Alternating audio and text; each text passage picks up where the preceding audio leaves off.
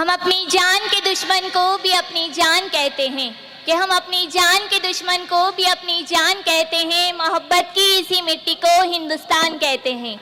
जो दुनिया को सुनाई दे उसे कहते हैं खामोशी, और जो आंखों में दिखाई दे उसे तूफान कहते हैं।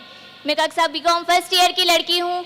मैं आज आज़ादी के अमृत महोत्सव पर आज़ादी से रिलेटेड अपने विचार प्रस्तुत करना चाहती हूँ। आज़ादी का असली मतलब सिर्फ और सिर्फ वही समझ सकता है जिसने कभी किसी की गुलामी की हो। हम सभी बहुत सौभाग्यशाली हैं कि हमने एक स्वतंत्र भारत में जन्म लिया। यूँ तो आज़ादी की लौ 1857 में ही जल चुकी थी, जिसने मशाल बनकर 1947 में हमारे भारत को आज़ाद कराया। प्राचीन, मध्यकालीन और वर्तमान के भारत के उदाहरणों से मैं स्पष्ट करना चाहूँगी कि जब हम फिरंगियों के फेरे में फंस चुके थे तब रंग दे बसंती चोला की एक आवाज पर लाखों लोग उमड़ आते थे और वंदे मातरम के नारों से उनके खून में तूफान आ जाया करता था। और वो तूफान अंग्रेज शासकों की जड़ों में तूफान को ला दिया करता था। लोग मर जाते थे, मिट जाते थे और फांसी चढ़ जाते थे। क्योंकि वो अपने देश पर कुर्बान होना चाहते थे। सन 1962, 65 और 71 में होने वाले युद्धों में जिन महिलाओं ने अपने सुहाग को गंवाया और उनके हालात ये हो चुके थे कि प्यार भी भरपूर गया, मांग का सिंदूर गया। नन्हे ननिहालों की खुशियाँ चली गई, छोटी छोटी बेटियों की चोटियाँ चली गई।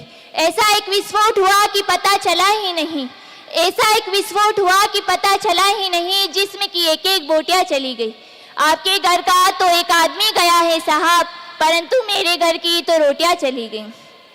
फिर भी वो माँ अपने बेटे को सरहद पर लड़ने के लिए भेज दिया करती थी। उस वक्त वो पूरा परिवार अपनी देशभक्ति को साबित कर रहा होता था। तब देश बलिदान मांगता था, तब देश त्याग मांगता था, तब देश लड़ जाने को कहता था, तब देश मिट जाने को कहता। परंतु आज देश लड़ जाने को नहीं कहता, आज देश मिट जाने को नहीं कहता, आज देश फांसी चढ़ जाने को नहीं कहता। मेरे विचारों में जो व्यक्ति अपना कार्य, कर्तव्य, सत्यनिष्ठा और ईमानदारी के साथ करता है वही सच्चा देशभक्त है। व्हाट्सएप, फेसबुक और इंस्टाग्राम के डीपी को 3 रंग में रंग देना ही देशभक्ति नहीं है। यह साल में 2 बार तिरंगा लहराना ही देशभक्ति नहीं है। अगर यही देशभक्ति है तो मैं पूछना चाहूंगी आप सभी से कि सड़क पर चलने वाला वो बच्चा, नंगे पैर चलने वाला वो बच्चा जब धूप में तिरंगे को बेच रहा होता है तो क्या उसकी देशभक्ति है? नहीं, ये उसकी देशभक्ति नहीं बल्कि उसके पेट की शक्ति है जो इसे करने पर मजबूर करती है। न मस्जिद को जानते हैं न शिवालय को जानते हैं, ये पेट के भूखे लोग होते हैं साहब जो सिर्फ भोजन के निवाले को जानते हैं। अपने समाज, अपने राष्ट्र और अपने देश के प्रति समर्पण का भाव ही सच्ची देशभक्ति है। और ये देशभक्ति हर देशद्रोह के जीवन में आने वाला एक तूफान है, ताकि वो ये समझ सके कि अगर तू परिंदा है तो ये आसमान तेरा है, लेकिन तू दरिंदा है तो ये शमशान तेरा है। रहना है तो रह इधर भाईचारे से, वरना यह कब्र भी तेरी है और यहाँ बनने वाला कब्रिस्तान भी तेरा है। हम ऐसे देश में रहते हैं जहाँ हिंदू, मुस्लिम, सिख, ईसाई सभी धर्म के लोग पैदा होते। तो मैं कहना चाहूँगी, मजदूर को मजदूर समझिए, मजबूर नहीं। गरीब को काम दीजिए, दान दें। और इतना ही अगर दान देने का शौक है तो रक्तदान दीजिए और मरने के बाद अंगदान देकर किसी को जीवन दान दीजिए। यही सच्ची देशभक्ति है और यही सच्चा प्रेम है। कहने को तो भारत सबसे बड़ा लोकतंत्र है जहाँ हिंदू, मुस्लिम, सिख, ईसाई सभी धर्म के लोग पैदा होते, परंतु अफसोस यहाँ इंसान पैदा नहीं होते। ना हिंदू की जरूरत है ना मुसलमान की